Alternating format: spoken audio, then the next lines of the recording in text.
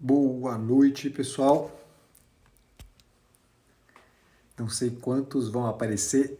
Ei lá, tudo bem, Marcelo? Boa noite, povo. Bem-vindos de volta às lives literárias. Depois de um longo inverno tenebroso sem a gente se encontrar por aqui, resolvi voltar. Deixa eu baixar aqui para eu não ficar vendo as mensagens todas que vão pulando por aqui. Pessoal, nós vamos começar. Eu vou pedir para vocês 3 minutos de atenção a uma música que pode parecer estranho à primeira vista, sobretudo para aqueles que não leram o livro que é alvo da nossa conversa de hoje. Vou pedir para vocês escutarem, espero que dê para escutar. Se porventura tiver difícil de escutar, me avisem aí através dos comentários para que eu possa ter uma noção mais clara. Senão eu salto essa etapa inicial aqui e a gente avança para dentro do tema de hoje mesmo. Tudo bem? Então, vamos lá, vamos escutar, depois a gente conversa. São 3 minutinhos apenas, eu tenho certeza que vai ser muito útil para o que nós vamos conversar hoje.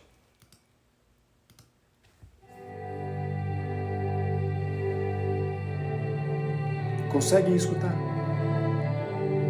Me façam um ok se está tudo bem.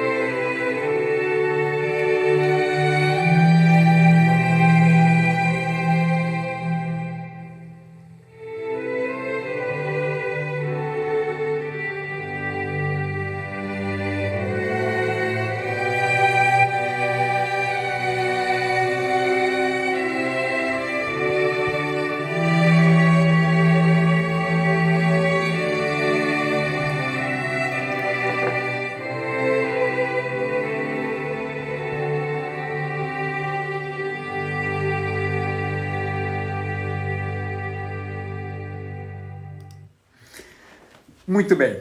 Por que eu comecei com essa peça da ópera do Handel, chamada Xerxes?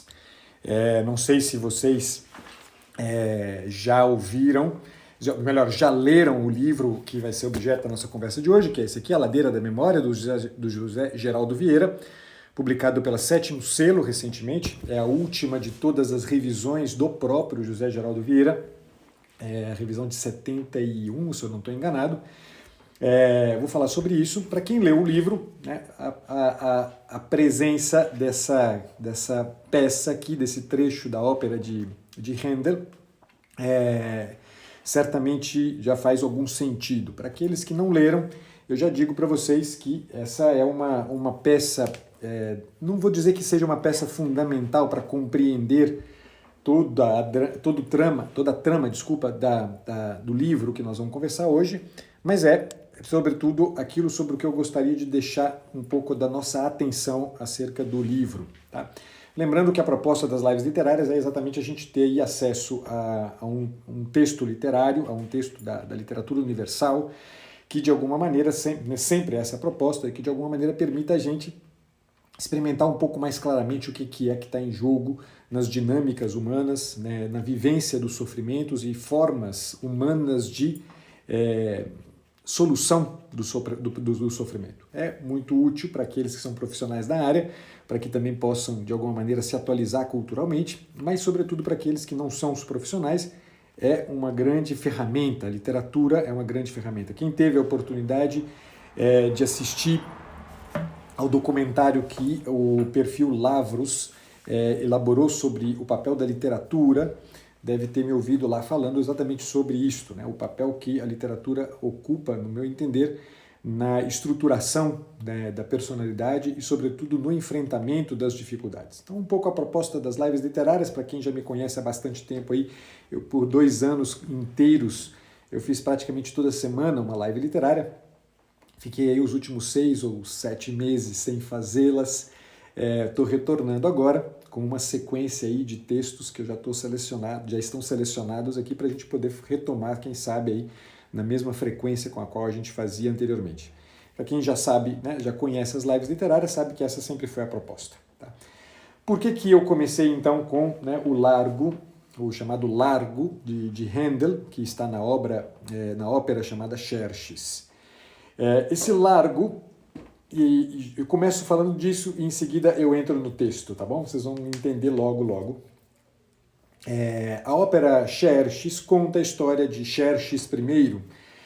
Quem assistiu lá os 300, né, os 300 de Esparta, deve se lembrar, né, de quem é Xerxes I, que estava envolvido ali nas chamadas guerras médicas, né?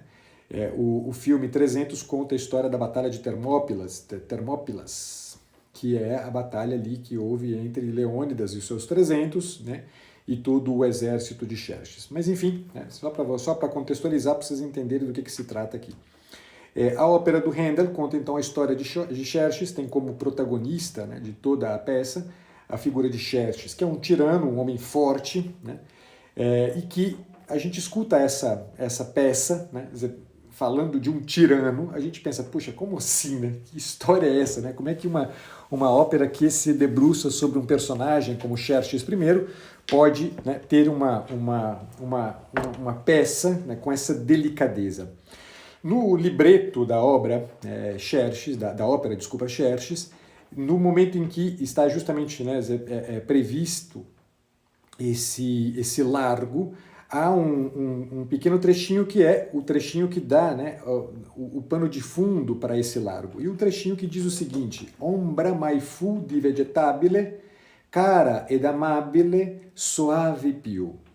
Que significaria, que poderia ser traduzida da seguinte forma: nunca houve a sombra de um vegetal tão amável e tão suave como a deste vegetal, né? Como a deste que ele está diante dele. E, de fato, nesse momento da peça, o que acontece é exatamente isso, né? Xerxes I se posta diante de um plátano, né? Uma árvore, né, cujo nome, né, cuja espécie é o plátano, e fica ali, né, reflexivo, meditativo, diante da sombra deste plátano. O que tem, né, aqui que é interessante, né? E que serve para nós como mote para leitura, né, que eu quero dar para o livro A Ladeira da Memória. Veja, o plátano é uma árvore muito interessante. Né? O plátano é uma árvore que ela vive as estações do ano intensamente. Isso significa que em cada estação do ano ela tem uma marca muito clara, né? Então, as folhas mudam em conformidade, a cor das folhas mudam em conformidade com a passagem das estações. Ou seja, o plátano, de alguma maneira, é o símbolo da passagem do tempo. E aí a gente entende agora um pouco melhor porque, né, essa peça de um caráter suave, meditativo, como é o Largo de Handel, que é exatamente a ideia de um homem poderoso, um tirano, um homem forte, parado diante de uma árvore que o leva a pensar sobre o tempo que passa. De fato, né, e quem leu A Ladeira da Memória sabe que essa peça, né, o Largo de Handel, é a peça que de alguma maneira intermedia a relação entre os dois protagonistas da obra. Na Ladeira da Memória há dois personagens, né, basicamente tudo gira em torno desses dois personagens. Há três personagens, eu diria, que são muito importantes, que são os dois protagonistas e uma espécie de ator coadjuvante que está ali em jogo, mas que porém tem um papel também muito significativo, que é o tio Rangel. Tá? Os dois protagonistas são Jorge e Renata. Tá?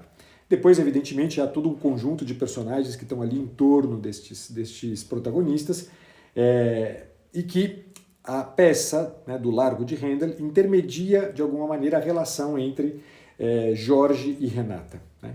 Eu daqui a pouco vou falar um pouquinho mais, só contextualizar vocês de forma muito genérica a obra para vocês entenderem. Mas a ideia exatamente de contemplar o tempo que passa é o que nos interessa, é o que eu gostaria, sobretudo, de valorizar aqui nessa conversa nossa sobre A Ladeira da Memória. Há uma infinidade de questões sobre as quais a gente poderia se debruçar na leitura deste texto. Não vou aqui, evidentemente, esgotar, não tem nenhuma pretensão disso, a live literária não tem, né, a pretensão de a gente esgotar a obra, mas eu queria dar algumas pinceladas e escolhi a questão exatamente do tempo que passa, ok? Vamos lá, antes da gente entrar, como eu sempre faço com vocês, apesar de já ter passado 12 minutos aqui da nossa live, apresento a vocês o José Geraldo Vieira, tá? Que é um autor, aposto, né, dos que aqui estão, dos 50 que aqui estão, eu me pergunto quantos de vocês ouviram falar de José Geraldo Vieira. Certamente, né, como quase tudo que se produziu de bom no Brasil, ficou, né, relegado aí às poeiras, né, das prateleiras das bibliotecas. Né? Infelizmente, porque na verdade trata-se de um autor dos mais importantes. Né? Aliás, vale dizer que a retomada, né, a entrada em cena de novo de José Geraldo Vieira no Brasil nos últimos anos, em especial graças à iniciativa da Sétimo Selo, se deve, na verdade, ao impacto que o Olavo de Carvalho tem, né, sobre essa retomada de José Geraldo Vieira. O Olavo de Carvalho ele chegou a dizer, eu cheguei até a notar aqui em algum momento, que o José Geraldo Vieira é um autor essencial para a cultura brasileira. Na literatura brasileira não tem coisa melhor do que isso. Não tem e não terá tão cedo. Por incrível que pareça, diante de um juízo como esse, a gente pensa, né, não sei quantos de vocês aqui conhecem, por incrível que pareça, né, um juízo como esse, de um homem como Olavo de Carvalho, leva-nos a pensar, puxa, como é que eu não soube, como é que eu não sei quem que é esse tal de José Geraldo Vieira, né, que tem esse papel tão importante para a constituição da cultura, para pensar a cultura nacional. Então, fica aqui uma primeira dica importante para vocês, de fato, né, depois se debruçarem sobre a obra do José Geraldo de Vieira. Aff, Maria, o nome dele é um trava-língua.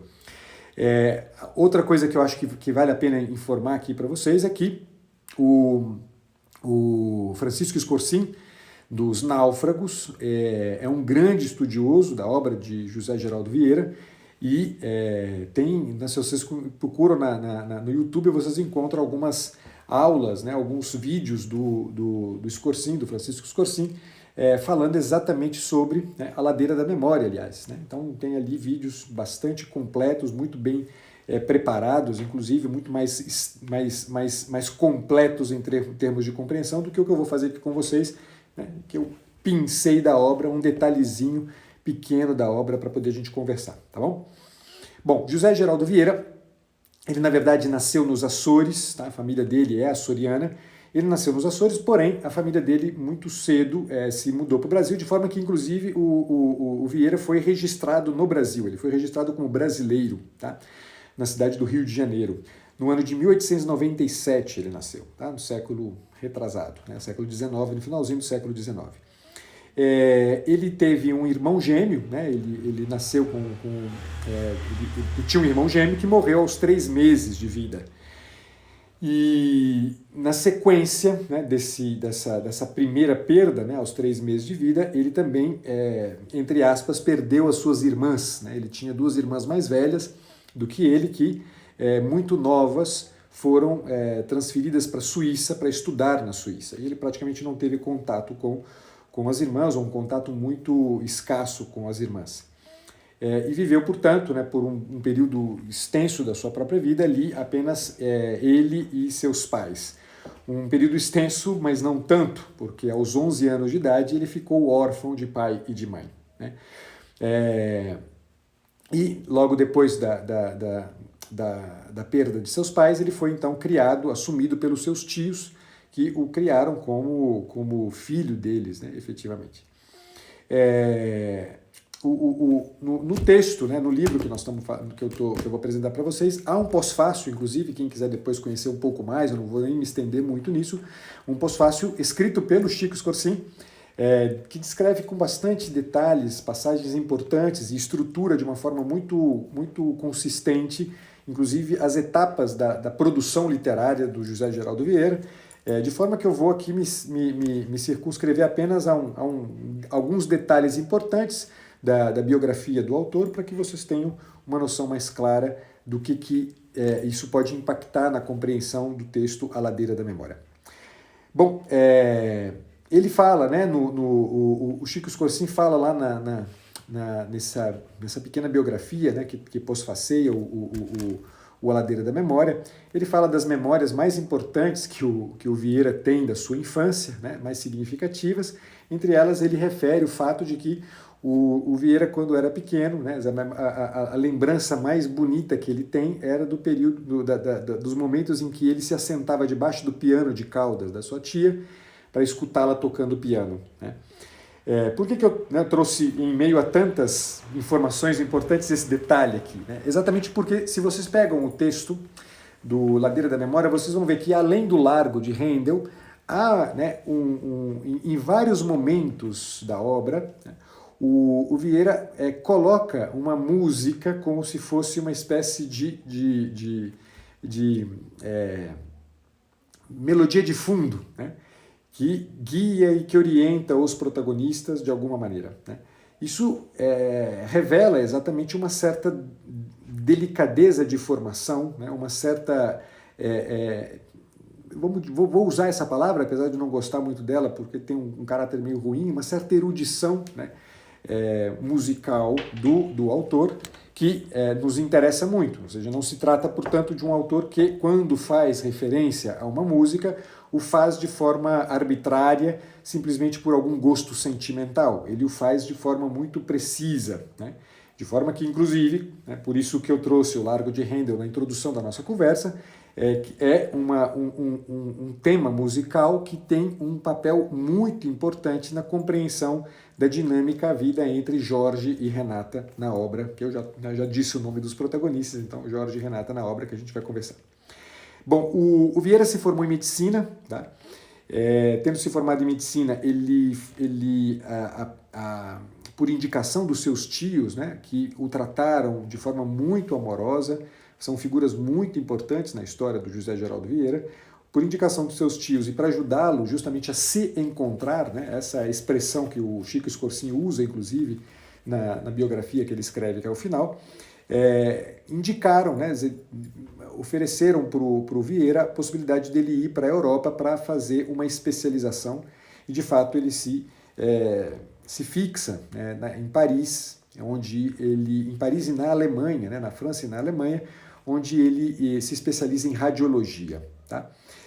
Aos 20 anos de idade, antes ainda, né, de ele de fato, né, se estruturar como médico, ele já começou já um pouco antes disso, né, ele começou a escrever. Ele escrevia, na verdade, para um jornal carioca, o jornal um conjunto. Ele escrevia contos, né, que depois foram reunidos e em 22 foram transformados num livro, né? Um livro chamado A Ronda do Deslumbramento. Tá?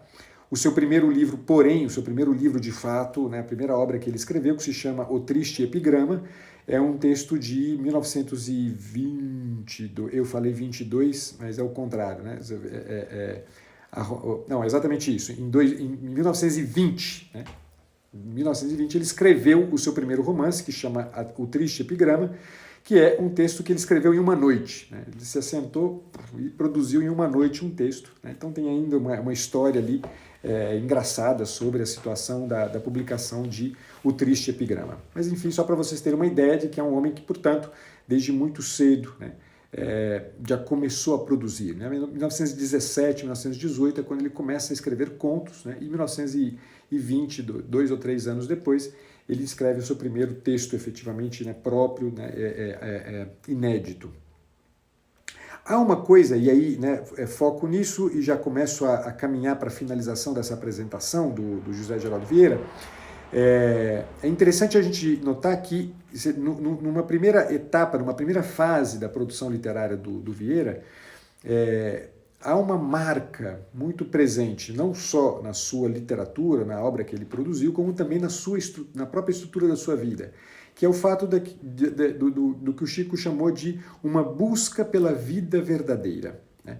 O Vieira, ele começa a perceber, né, numa primeira etapa da sua produção literária, né, que tem algo que é preciso encontrar. E isso se chama a vida verdadeira.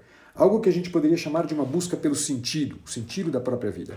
Mas é interessante que ele não busca, segundo o Chico, essa vida verdadeira apenas em si e para si. Ele procura essa vida verdadeira e se entrega a essa busca um pouco também preocupado com as pessoas com as quais ele se encontra e que, né, de alguma maneira, se aproveitam da sua obra, do seu texto. Tá?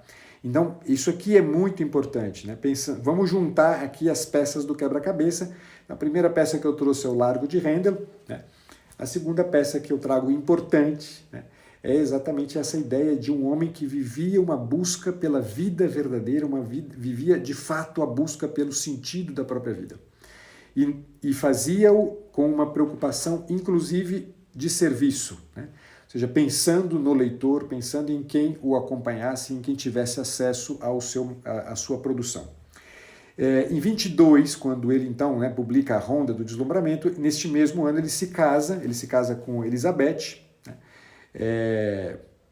e abre o seu consultório de radiologia e começa a trabalhar no Hospital Beneficência Portuguesa, onde ele permanece até o ano de 1941. O ano de 1941 é um ano importante, daqui a pouco vocês vão saber aí do que se trata esse momento. Tá?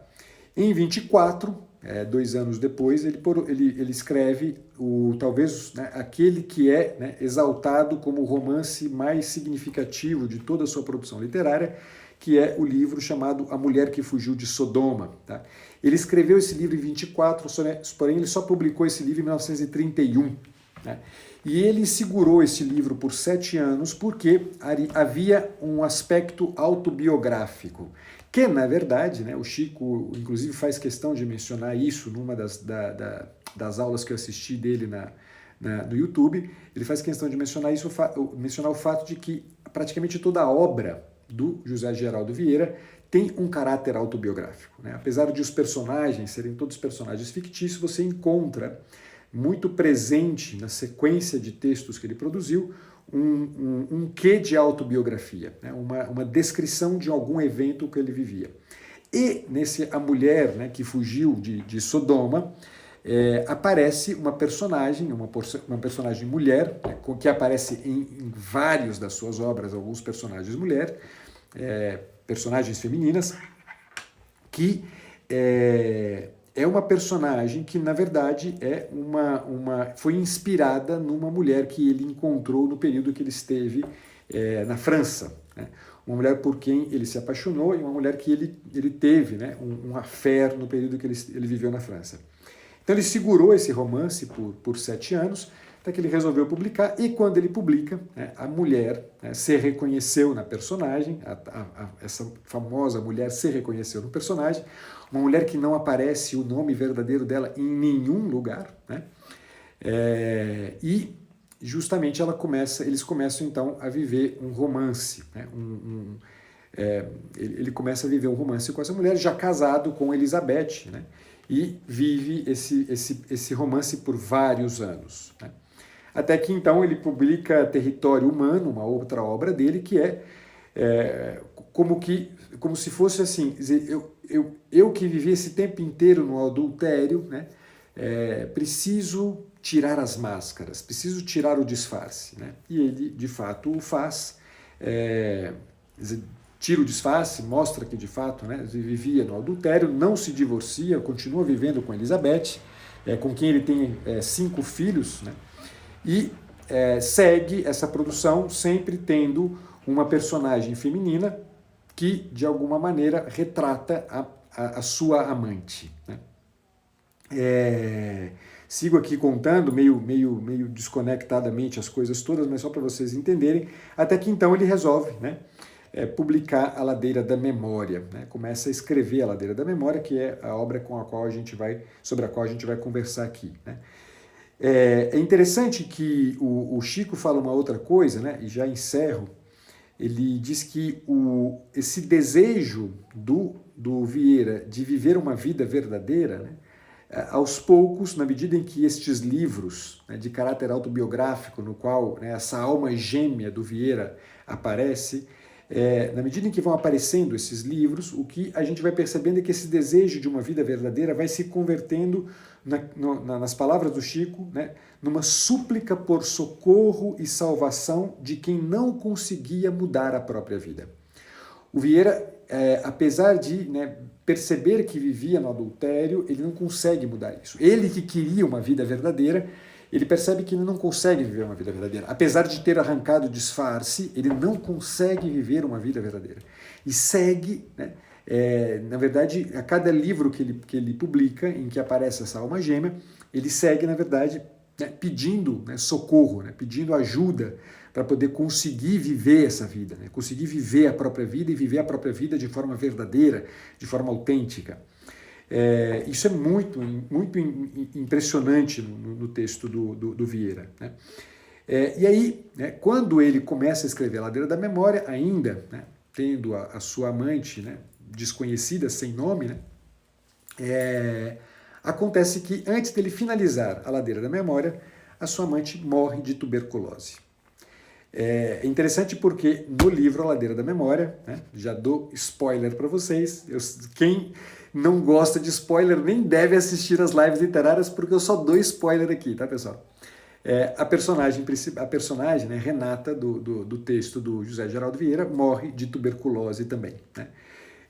Então, quando isto acontece, né, quando essa alma gêmea do Vieira morre, ele entra numa depressão, né, profunda, e a partir disso aqui ele começa a, de alguma maneira, perceber que é como se ele que tinha decidido arrancar o disfarce, né, ele percebe que viveu por anos sozinho, né, viveu por anos afastado da verdade, de verdade afastado dos relacionamentos que ele tinha de fato, né? Isso é muito significativo no contexto todo da produção desse autor. Então, ele, com a morte da sua alma gêmea, em 1941, ele decide, então, se exilar, né? Ele sai da cidade onde ele morava, no Rio de Janeiro, e abre um atlas, né? E procura uma cidade onde ele pudesse se instalar, e encontra a cidade de Marília, em São Paulo, né, para onde ele se desloca e vive lá de 1941 a 1946 absolutamente sozinho, né? Cicatrizando, diz o Francisco Escocese, cicatrizando suas feridas e amadurecendo como homem, tá? Ele decide por Marília, né, no estado de São Paulo, exatamente porque ele acha significativo, né, a história de Marília de Dirceu, né, e aí ele faz uma série de paralelos entre a sua própria história e a história envolvendo Marília de Dirceu. Beleza. Bem, aqui eu vou ler alguns trechinhos, eu sei que já começo a ler alguns trechinhos, que não são ainda do texto A Ladeira da Memória, mas ainda dentro do contexto aqui de uma biografia, né? Eu disse que eu estava terminando, mas pelo jeito não estou terminando porcaria nenhuma, porque quem já me conhece aqui sabe que eu não termino tão fácil. Nesse período que ele estava lá no exílio, né, autoimposto, em Marília, em 1943, a sua filha resolve se casar com um aviador da FAB, né, um aviador da Força Aérea Brasileira, que, né, nós estamos falando aqui de 1943, em plena Segunda Guerra Mundial. Né? A mãe, né, a sua esposa, né, ainda esposa dele, a Elizabeth, escreve para ele dizendo, né, que estava muito angustiada com tudo isso e pede para ela, né, para Vieira intervir na situação, tendo em vista que a coisa ia acontecer meio que a toque de caixa, muito correndo, né, o Vieira não vê outra alternativa senão escrever, né, uma carta que é enviada para sua filha em formato de telegrama. Essa carta que ele envia se transforma depois num livro chamado Carta, deixa eu só ver onde que está aqui, Carta a uma filha... Onde que está? Meu Jesus. Eu não pus o nome aqui. Mas está aqui. Carta a minha filha em prantos. E vejam o que ele escreve aqui. Um trecho que o Chico Scorsin trouxe e que é muito significativo. Diz assim, ele diz num determinado momento da carta, ele diz o seguinte: e eu? Quem era eu? Nem era preciso responder. Lá estavam, na minha mesa de cabeceira, perto de minha cama, os livros que me significam. Lord Jim e Vasco. Eu vim para Marília, porque urgia dar uma solução à vida. Consertar uns trechos de meu Em Busca do Tempo Perdido. Vejam, o tema do tempo. Em Busca do Tempo Perdido não é dele, evidentemente todo mundo sabe disso. Sou o produto de uma educação burguesa que corrigia errado, ou mais provavelmente certo, com literatura. Formado fui para a Europa, em lugar de ter ido para o interior conhecer a vida. Em 41, quando resolvi ajustar uns interstícios puídos da vida material e sentimental, já a mocidade estava no fim. Em 22, me cuidava eu uma exceção. Hoje sei o que sou. Exceção, sim, mas autista, taciturno, embaraçado em complexos de toda ordem, até sobrenatural. Guardem essas referências. Procurando um rumo material, social, religioso, ético, cultural, até me convencer de que a solução tinha que ser em dual control, com a medicina e a literatura, na acepção estrita dos tempos de militância do verbo servir. E ele escreve em caixa alta. Depois do Aufklärung, o Dienst. Veja, o que chama atenção aqui, né? Nesse trecho, né, da carta à filha em aflição, né, da filha, como é que é? Carta à minha filha em prantos, a gente vê um homem que se confessa. Né? Confessa que fez tudo errado e que, de alguma maneira, precisava corrigir isso aqui. Né? Precisava reescrever o seu Em Busca do Tempo, o seu próprio Em Busca do Tempo Perdido. Então, é um homem que está diante do tempo que passa. É um homem que está diante do tempo que passa e que, sobretudo, percebe que o tempo que está passando é o tempo que ele tem para viver uma vida verdadeira.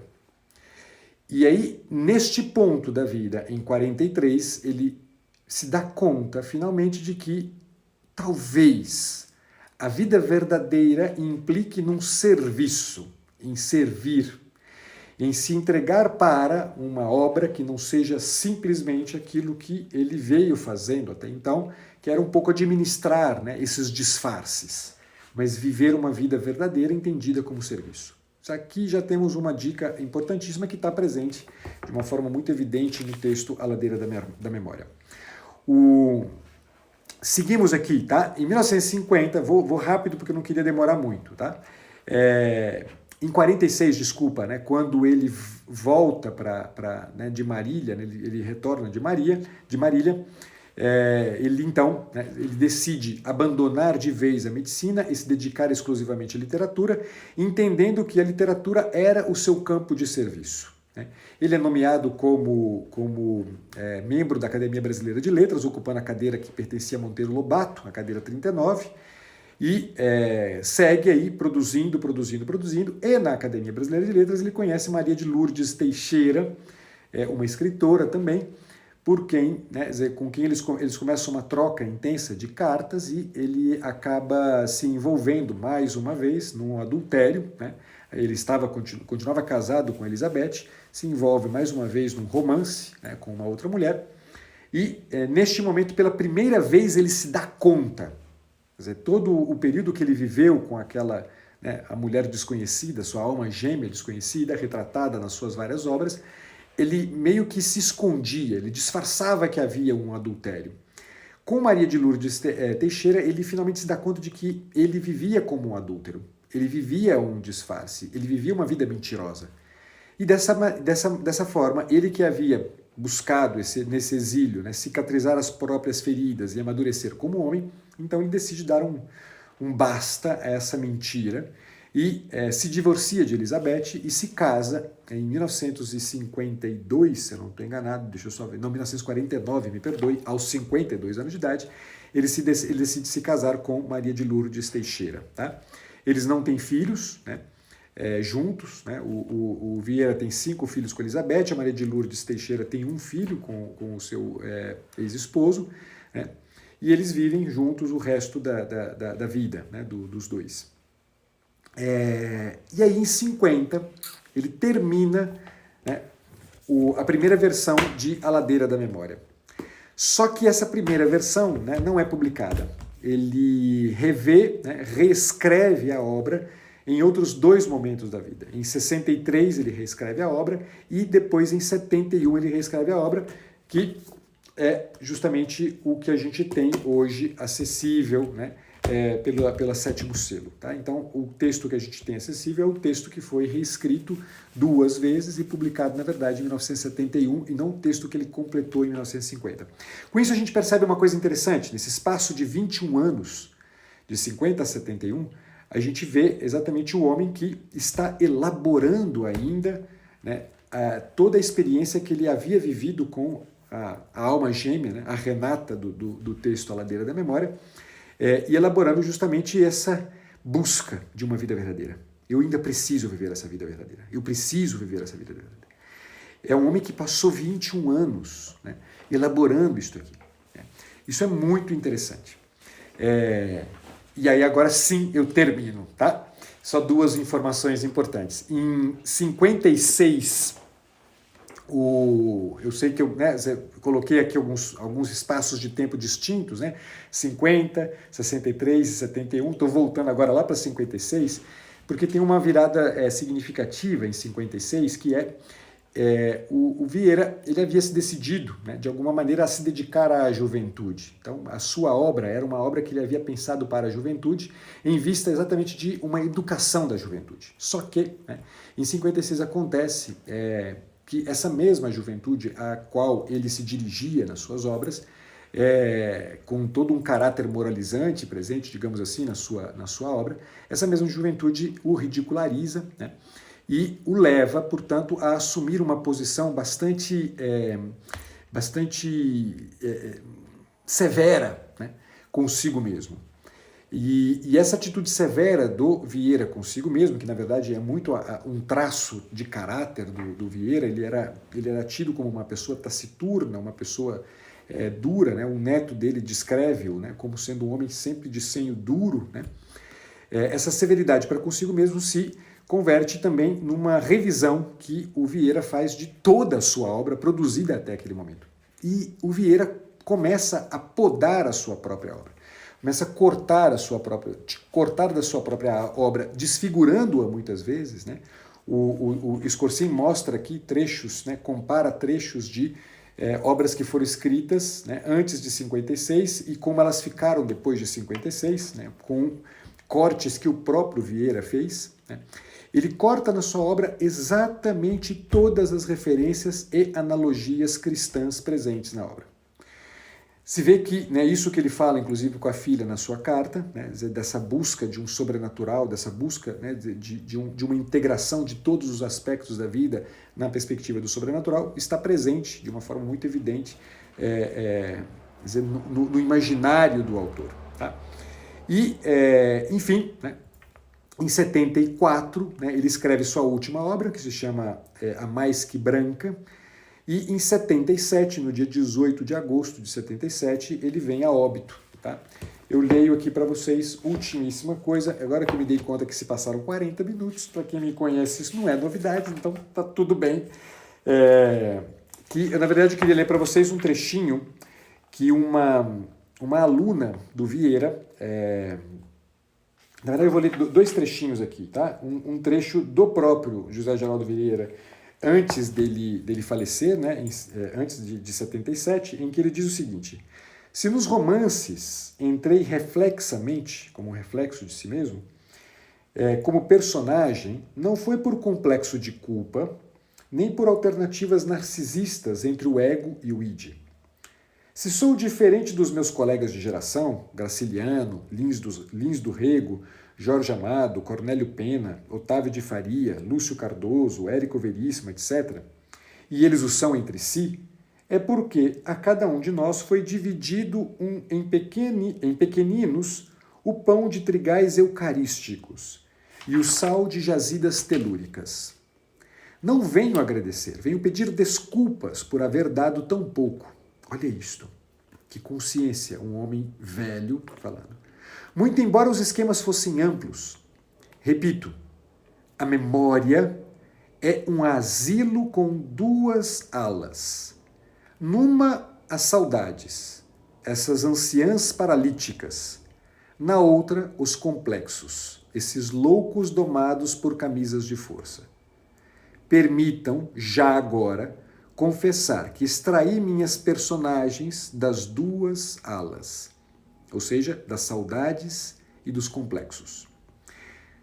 No leito de morte, o Vieira, um testemunho, né, anotado por uma aluna do Vieira que esteve no leito de morte, diz que ele, antes de morrer, disse: escreva, anote aí, comece abrindo estrelas.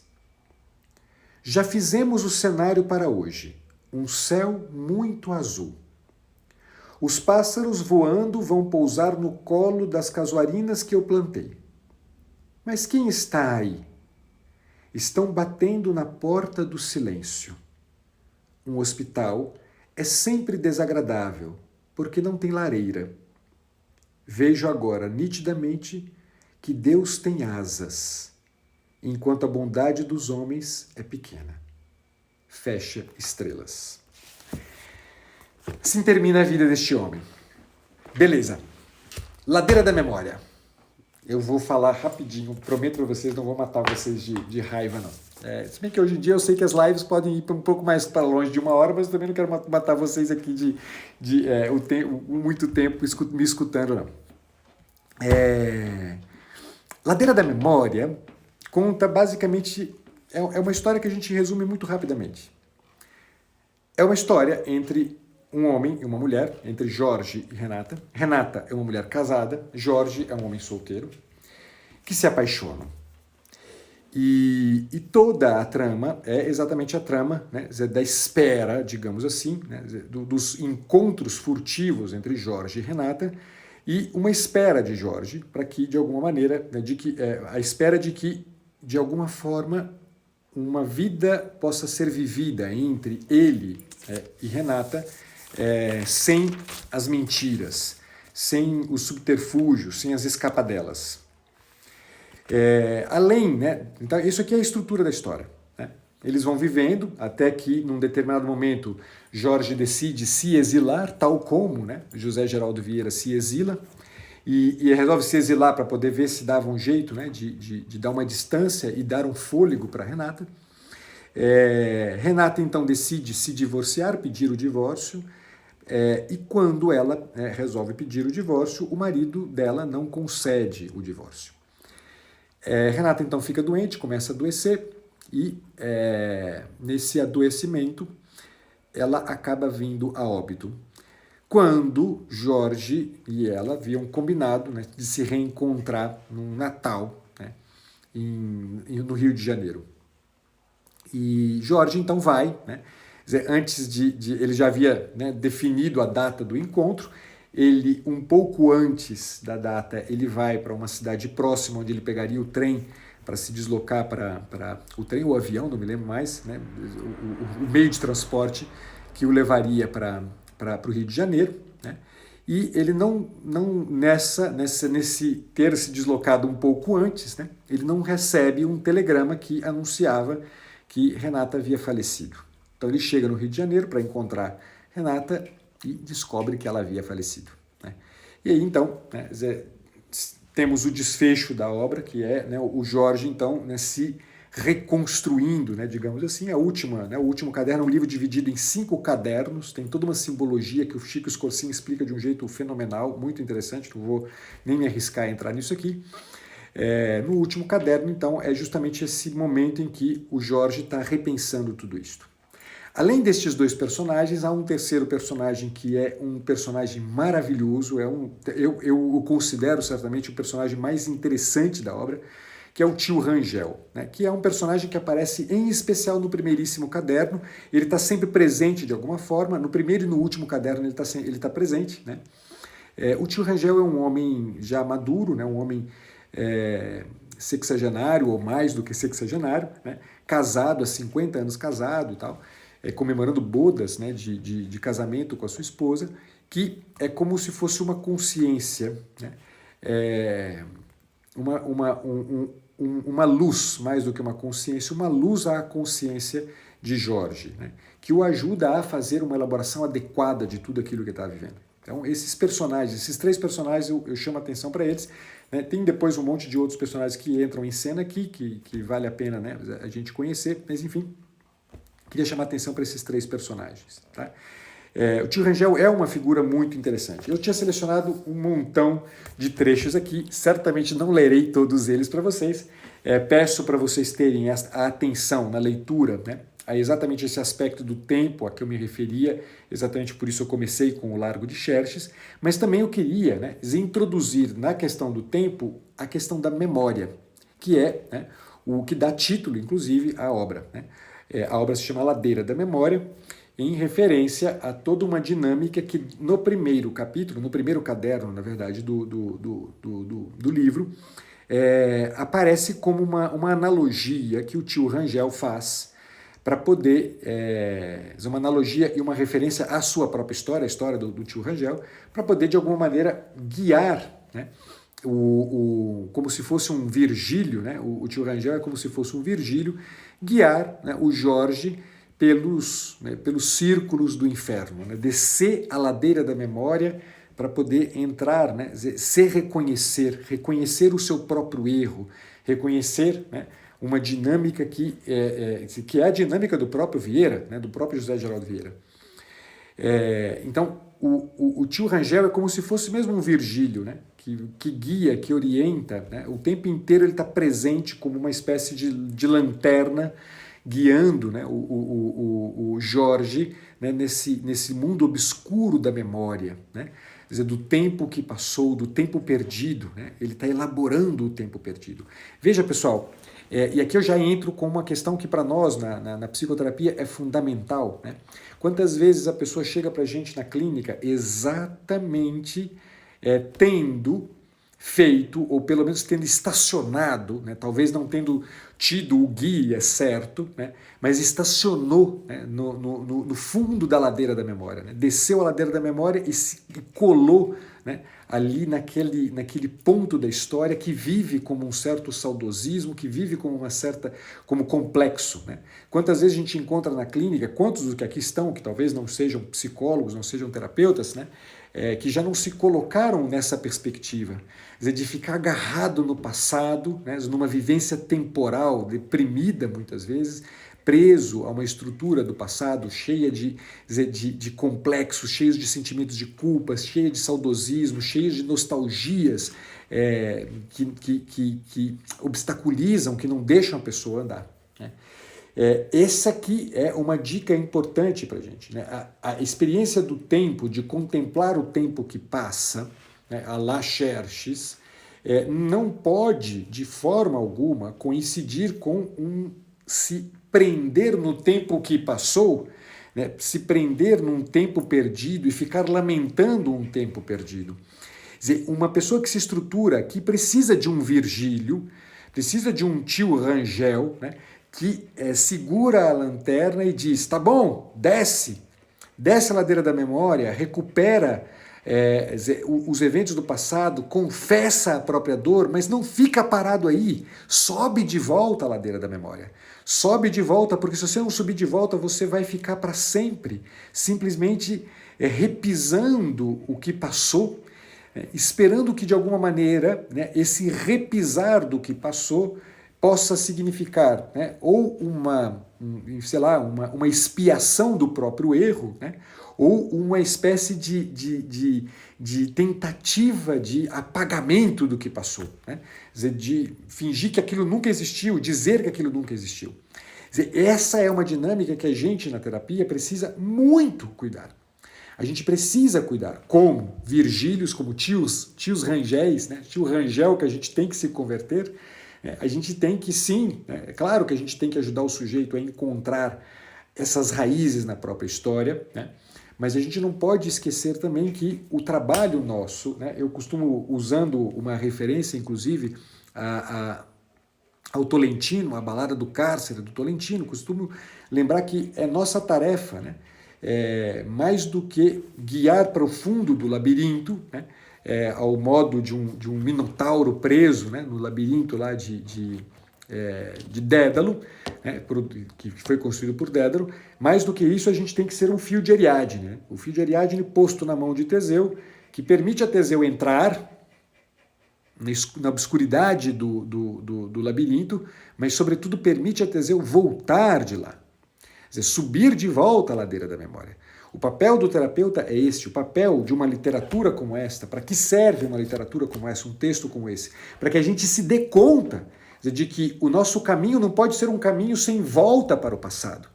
O nosso caminho de olhar para o passado é para a gente entender que há efetivamente uma história que me constitui, mas não é uma história que me define. É uma história que me constitui, é o lugar onde eu enraizo muito do que eu sou, e eu preciso, né? Uma raiz, ela não se fixa no solo para poder ficar tirando do solo o que há de doentio no solo.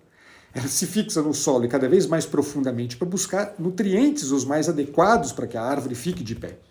Mas a mesma coisa a gente precisa fazer na estruturação da nossa personalidade. A gente tem, sim, e deve ter um enraizamento em certas tradições, um enraizamento em certos valores, um enraizamento naquilo que a história deixou como herança para mim. Mas isso não pode significar, né, uma prisão, né, doentia na complexidade e num saudosismo, nos complexos e no saudosismo. Isso tem que significar exatamente o contrário. Tem que significar um aprofundamento cada vez mais profundo em busca dos nutrientes adequados para que a gente se estruture como pessoa. Então, essa é a imagem fundamental. Eu ia ler para vocês aqui, mas tendo visto que nós já estamos a 5 minutos do final, eu não vou ler muitos trechos, ou melhor, eu vou ler um trecho para não deixar vocês sem leitura alguma. Né? Pessoal, vale muito a pena, né, ler com esse mote. Eu vou ler um trecho aqui e depois eu vou terminar com um trecho do Gil Sayne, que é um autor que eu vira e mexe, quem me conhece, né, já me ouviu falando dele, que eu acho que traz aqui um elemento da memória que é muito significativo para aquilo que nos interessa. Lá no finalzinho mesmo, salvo engano, é no último capítulo, salvo engano não, é no último capítulo do último caderno, né? Cada caderno é dividido em 4 capítulos, tá? Tudo isso tem um simbolismo que o Chico Scorsin explica, que eu já falei para vocês, vale muito a pena assistir depois. Lá no último capítulo há uma carta, né? Só um detalhe importante, né? No último caderno, o Jorge, salvo engano, no último capítulo também do último caderno, o Jorge acaba encontrando uma outra mulher. Ou seja, abre-se para ele a possibilidade, abre-se para ele a chance de um encontro. Mas o Jorge, ele tende a se fechar, ele tende a voltar para trás, ele tende a essa dinâmica de descer a ladeira da memória. E descer e ficar preso lá. E aí vejam o que o tio Rangel, mais uma vez, né, o tio Rangel, que é uma figura excepcional, escreve para ele. Eu leio esse trecho apenas, tá? Deixo a vocês depois a dica para vocês lerem o texto inteiro. Diz o seguinte, vou pegar um parágrafo antes só para contextualizar a carta. E como a assolar minha pressa, o vento que perpassa pela crina do cavalo joga nos meus ouvidos a voz de tio Rangel, transformado em interpolador de textos alheios. Abre aspas. Cuidava você, então, que neste mundo não havia nenhuma criatura capaz de captar o seu SOS? Anotem isso, pessoal, sobretudo os terapeutas. Prestem toda a atenção nesse trecho, que ele é maravilhoso. Em todas as perplexidades solitárias, Jorge, embora nos julguemos resignados, emitimos constante apelo. E há sempre escutas capazes de os decifrar. Seja qual for o código, seja qual for o litoral simbólico ou verdadeiro, onde tenhamos queimado a nave para o impossível retorno. Subir a ladeira da memória. Quem é este, né, que é capaz de decifrar, independente do código ou do litoral, as mensagens, os SOS que a gente lança, nós que descemos a ladeira da memória e acreditamos que é impossível o retorno. É nós. Somos nós, psicólogos, psicoterapeutas. Nós é feio, mas é isso mesmo, é nós. Somos nós quem temos que fazer isso. Nós temos que ser esta escuta capaz de decifrar este código. Continua. Você ainda se está debatendo em problemas de consciência, porque é leal e magnânimo. Julga que outra criatura do oásis, ao abeirar-se da cisterna e ao descobrir as sandálias da anterior, não deva calçá-las para ter o direito de atingir e percorrer a catacumba. Está falando, na verdade, da entrada em cena de uma outra mulher, aquela que finalmente permite a ele, de verdade, viver aquela vida verdadeira. E que ao ver num degrau do altar a candeia apagada, não tem o direito de reacendê-la para procurar o cântaro e ir buscar água no córrego do subterrâneo, a fim de vir a reanimar quem se acha prostrado na duna. É como se ele estivesse dizendo, não tem chance, não tem saída. O Jorge ele vai dizendo o tempo inteiro, não tem saída, o melhor é aquilo lá embaixo. Mas alguém encontra uma vela apagada e quer acender essa vela. Quantas vezes você não encontra um cliente que deixou a vela apagada na escada? E é você quem vai ter que ir lá e acender a vela para ele. É você que vai ter que acender a vela para que ele possa descer e buscar água. Mas não para ficar lá no córrego subterrâneo, mas para subir de volta e matar a sede de quem está prostrado na duna. Que é o teu cliente sofrendo. Que é você sofrendo, cacete. Será possível, Jorge, que você tenha ficado como esses infantes que, perplexos e atônitos, na Espanha ou na Rússia, Quais pássaros tangidos pela fuligem das revoluções, pela fuligem das revoluções, não veem nunca os ninhos nos pomares, nem ouvem mais o sussurrar das fontes? A gente precisa ser portador de uma fala como essa para os nossos clientes.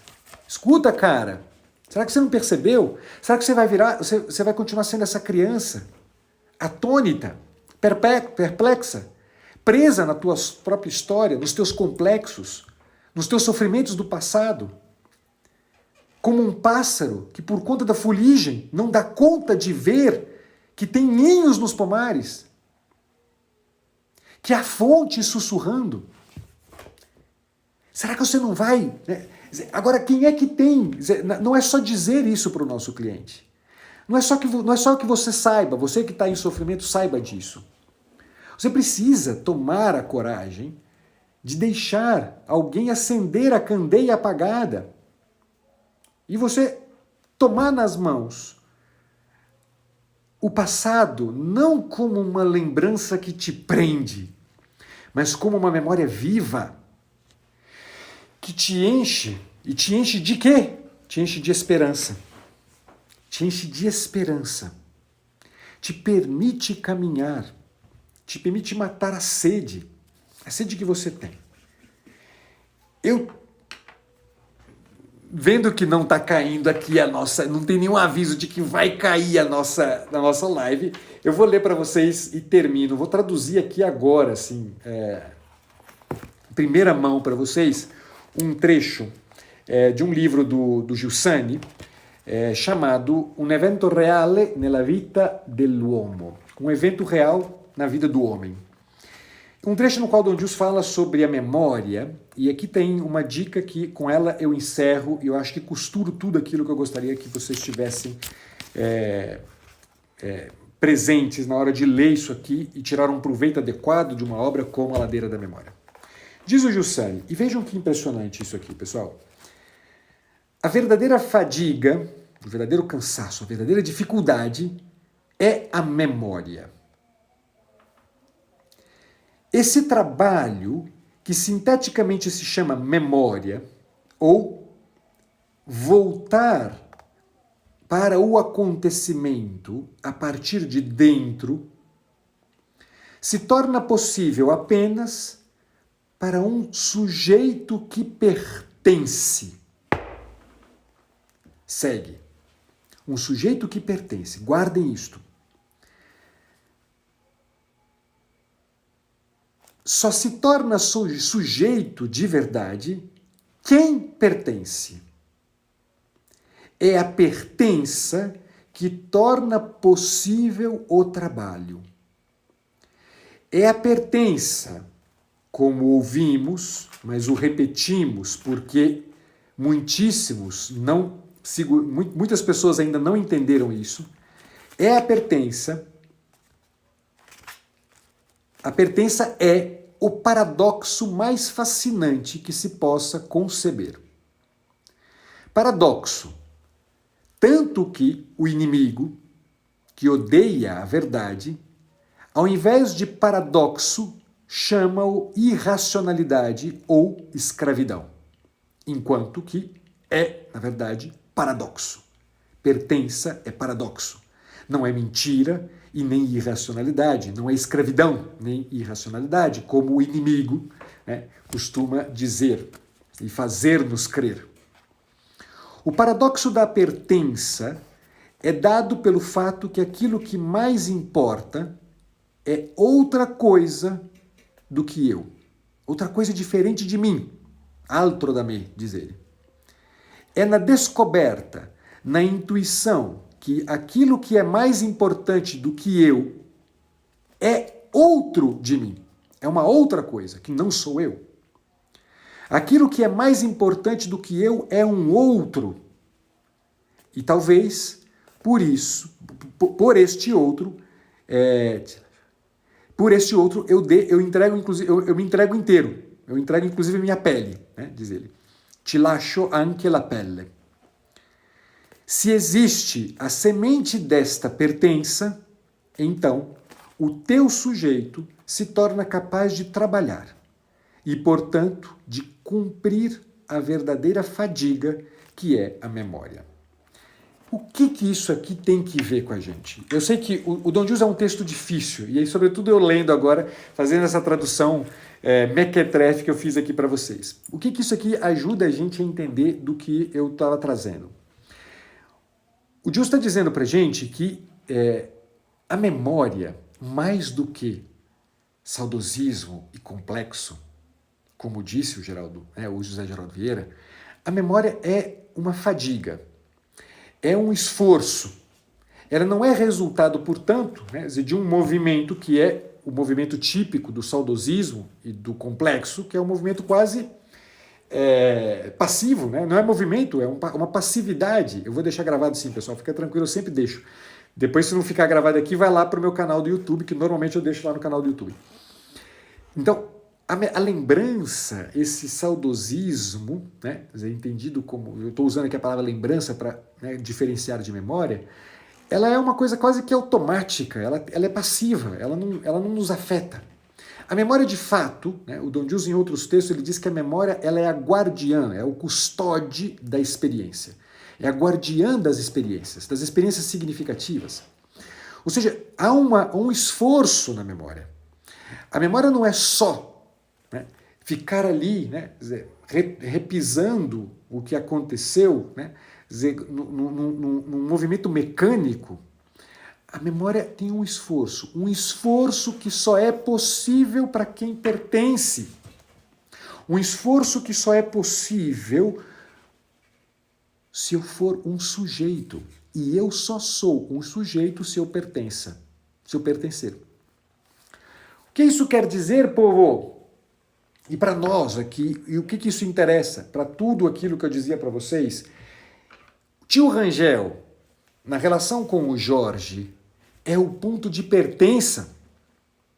É o ponto que permite ao Jorge...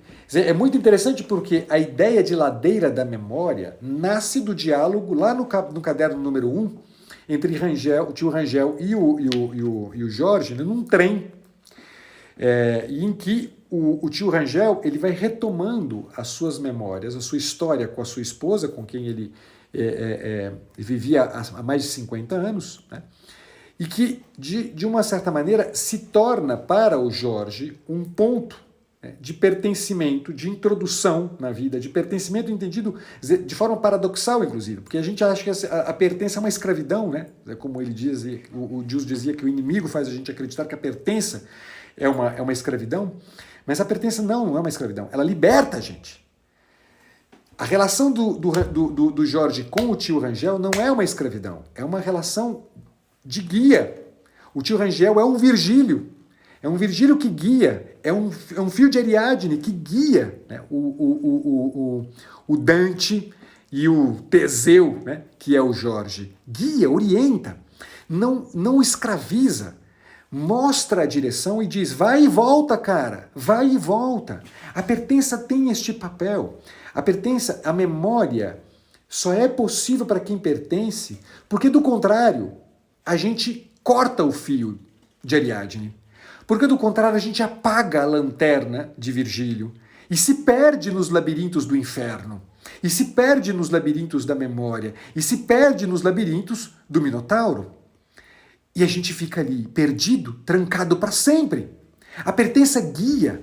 Você, terapeuta, precisa ser uma pertença para aqueles com quem você se encontra na sua clínica. Você que não é terapeuta, você precisa fazer a experiência de encontrar alguém, algo ou alguém a que você pertença. Algo que não seja você, que seja outro de você, que seja mais do que você. E eu termino mesmo, porque agora já passou 1h10 já, vocês estão me ouvindo aí, coitados. Leio para vocês um trechinho de um hino produzido, salvo engano meu, depois se eu tiver falado errado, né, alguém pode me corrigir, foi escrito por São Bernardo de Claraval e chama-se Iesu Dulcis Memoria. É um hino muito bonito, né? Eu poderia até colocar aqui para vocês escutarem, mas não quero gastar mais tempo. Procurem depois, né? Iesu dulcis memoria. E diz o seguinte, a primeira estrofe diz uma coisa... tem algumas estrofes aqui que são interessantes, eu vou ler a primeira e uma outra que eu acho que é interessante. A primeira diz, Iesu dulcis memoria, dans vera cordis gaudia, sed super mele tomnia eius dulcis presentia. O que significa? Jesus de doce memória, que traz verdadeira alegria ao coração, mais doce que todo mel e todas as coisas é a tua doce presença. Pertença sobrenatural. Uma pertença que não é escravidão, que é paradoxalmente liberdade. Afundar as raízes na história, no tempo, não é deixar o tempo passar. É encontrar aquela presença maior do que eu, que confere sentido a tudo. Ou seja, no fim, povo, se a gente, sei lá, Pacheco, mas eu não sou cristão e essa história de Jesus não me interessa. Pensemos apenas que nós estamos falando do sentido da vida. Aquele sentido buscado pelo José Geraldo Vieira, aquele sentido que era o que ele tinha absoluta convicção de que iria estruturar a sua vida verdadeira. Esse sentido tem um nome, é uma presença. Uma presença mais doce do que qualquer saudosismo. Uma presença mais doce do que qualquer outra coisa, do que todo o mel e tudo que há de mais doce. Uma doce memória. Jesus de doce memória. Dito de outra forma, sentido da vida de doce memória. Sentido da vida de doce memória que traz as verdadeiras alegrias para o coração, as verdadeiras alegrias para o coração. Mais doce do que todo mel e todas as coisas é a tua doce presença. Agora no presente da minha vida. Onde eu busco essa porcaria de sentido?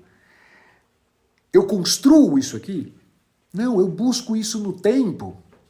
De tal forma que, inclusive, no processo terapêutico, eu digo isso sempre para os meus clientes, no processo terapêutico, o que acontece, o ponto alto do processo terapêutico coincide com o quê, pessoal? Coincide exatamente com uma integração da vida inteira. Eu não quero apagar nada. Eu não quero tampouco ficar vivendo lá atrás. Eu integro tudo, eu costuro tudo. Eu costuro tudo para poder ter um presente fecundo, estar verdadeiramente presente na vida. De tal maneira que, inclusive, estando verdadeiramente presente na vida, eu produza algo. Um presente fecundo gera futuro, gera relações saudáveis, gera um jeito novo de trabalhar, gera um jeito novo de estar nas relações. Se viver a memória não for viver o trabalho que é subir a ladeira, ao invés de descer a ladeira, se viver a memória não for a fadiga que é subir a ladeira, se viver a memória não for a fadiga que é deixar os ramos crescerem e crescerem fortes porque a raiz afunda no fundo do terreno, onde se encontram as verdadeiras alegrias, onde se encontra a fonte de tudo aquilo que eu sou, a fonte inclusive dos meus sofrimentos, a fonte inclusive da minha dor mais profunda, porque só é dor profunda, tudo aquilo que eu chamo de dor, só é dor profunda, porque de alguma maneira revela um desejo enorme que eu tenho exatamente do contrário daquilo que me machuca. Uma vida verdadeira, uma vida verdadeira, uma vida com sentido. Não é possível e nunca será possível para nós o verdadeiro exercício da memória se ele se restringir a um descer a ladeira. A gente tem que subir a ladeira. É isto, povo. Chega. 1h15 de conversa fiada na cabeça de vocês. Espero voltar com tudo com as lives literárias. Vou deixar gravado aqui por um tempo, tá? Depois eu vou tirar daqui e vou passar lá pro meu canal do YouTube para não ficar enchendo aqui o IGTV de vídeos, ok? A gente se vê, espero que na semana que vem, se não, daqui a 15 dias a gente se vê de novo com uma nova live, ok?